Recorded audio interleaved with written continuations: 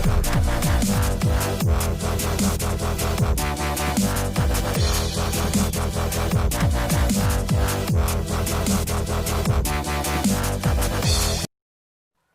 guys, Assalamualaikum warahmatullahi wabarakatuh.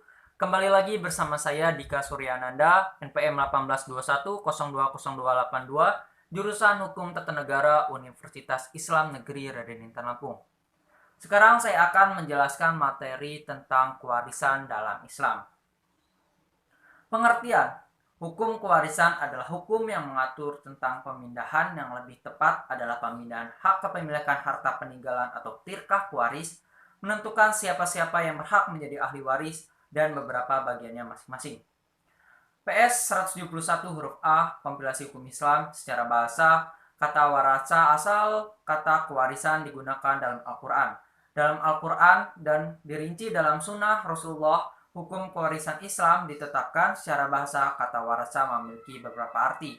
Yang pertama, mengganti dalam Quran surah Al-Naml ayat 16, yang kedua memberi dalam Quran surah Al-Zumar ayat 74, dan yang ketiga mewarisi dalam Quran surah Maryam ayat 6. Dasar hukum: firman Allah Subhanahu wa taala Quran surah An-Nisa ayat 7 yang artinya bagi orang laki-laki dan hak bagi dari harta peninggalan ibu bapa dan kerabatnya, dan bagi orang wanita ada hak bagian pula dari harta peninggalan ibu bapa dan kerabatnya, baik sedikit ataupun banyak menurut bagian yang telah ditetapkan.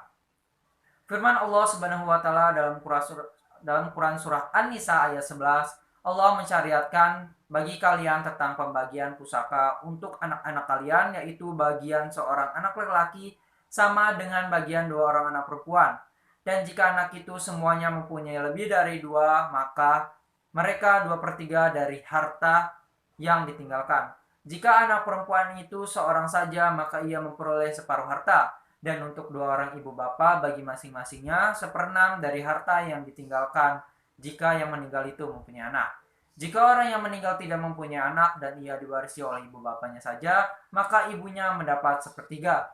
Jika yang meninggal itu mempunyai beberapa saudara, maka ibunya mendapat 1/6. Pembagian-pembagian tersebut di atas sesudah dipenuhi wasiat yang ia buat dan sesudah dibayar hutangnya tentang orang tuamu dan anak-anakmu. Kamu tidak mengetahui siapa di antara mereka yang lebih dekat, banyak manfaatnya bagimu. Ini adalah ketetapan dari Allah, sesungguhnya Allah Maha Mengetahui lagi Maha Bijaksana. Hadis Nabi dari Abdullah ibnu Abbas yang diriwayatkan oleh Sunan Tirmizi artinya, telah menceritakan kepada kami, Musa bin Ismail telah menceritakan kepada kami, Wahaib telah menceritakan kepada kami, Ibnu Tawus dari ayahnya dari Ibnu Abbas, dari Nabi Shallallahu Alaihi Wasallam bersabda, berikanlah bagian faraid warisan yang telah ditetapkan kepada yang berhak, maka bagian tersisa bagi pewaris laki paling dekat atau nasabnya. Hadis Nabi dari Usamah bin Zaid menurut riwayat Imam Muslim artinya, telah menceritakan kepada kami Yahya bin Yahya dan Abu Bakar bin Abu Syaibah dan Ishaq bin Ibrahim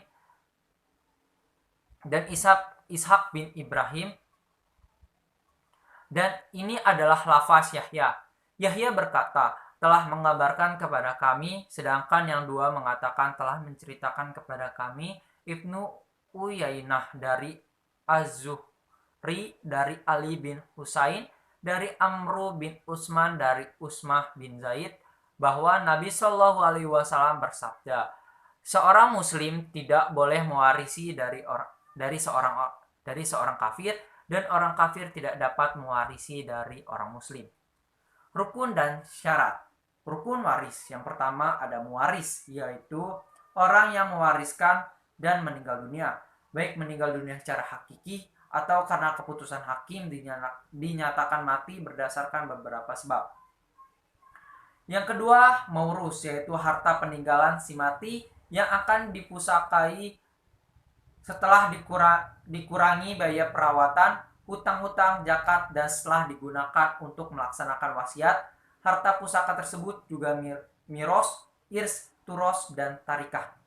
Yang tiga, ada waris, yaitu orang yang akan mewarisi yang mempunyai hubungan dengan si mewaris, baik hubungan itu karena hubungan kekeluargaan atau perkawinan. Syarat-syarat mewaris. Waris mewarisi itu menyangkut harta benda dan sebagaimana kita ketahui, harta benda itu mempunyai pemilik, jadi terdapat hak kepemilikan yang penuh. Sekarang dengan jalan waris mewarisi itu akan terjadi peralihan, perpindahan hak pemilik atau hak milik. Oleh karena itu, untuk menjadi waris mewarisi di sini menurut hukum Islam terdapat syarat-syarat sebagai berikut. Yang pertama, mewaris atau orang yang meninggal dunia. Yang kedua, ahli waris yang masih hidup. Yang ketiga, hubungan kewarisan yang sah. Sebab-sebab timbulnya kewarisan dalam Islam. Seorang dapat mewarisi harta peninggalan karena 3 hal, yaitu yang pertama, sebab hubungan kerabat atau nasab. Yang kedua, perkawinan. Dan yang ketiga, pemerdekaan budak. Adapun pada literatur hukum Islam lainnya disebutkan ada 4 sebab hubungan seorang dapat menerima harta warisan dari seorang yang telah meninggal dunia. Yang pertama, perkawinan.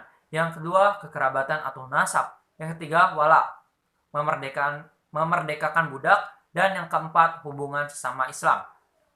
Hilangnya hak waris mewarisi. Halangan mewarisi adalah tindakan atau hal-hal yang dapat menggugurkan hak seorang untuk mewarisi karena adanya sebab atau syarat mewarisi. Namun, karena sesuatu, maka mereka tidak dapat menerima hak waris. Hal-hal yang menyebabkan ahli waris kehilangan hak mewarisi atau terhalang mewarisi adalah sebagai berikut. Yang pertama, perbudakan. Yang kedua, pembunuhan. Dan yang ketiga, perlainan agama.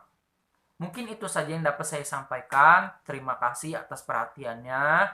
Saya akhiri. Wassalamualaikum warahmatullahi wabarakatuh.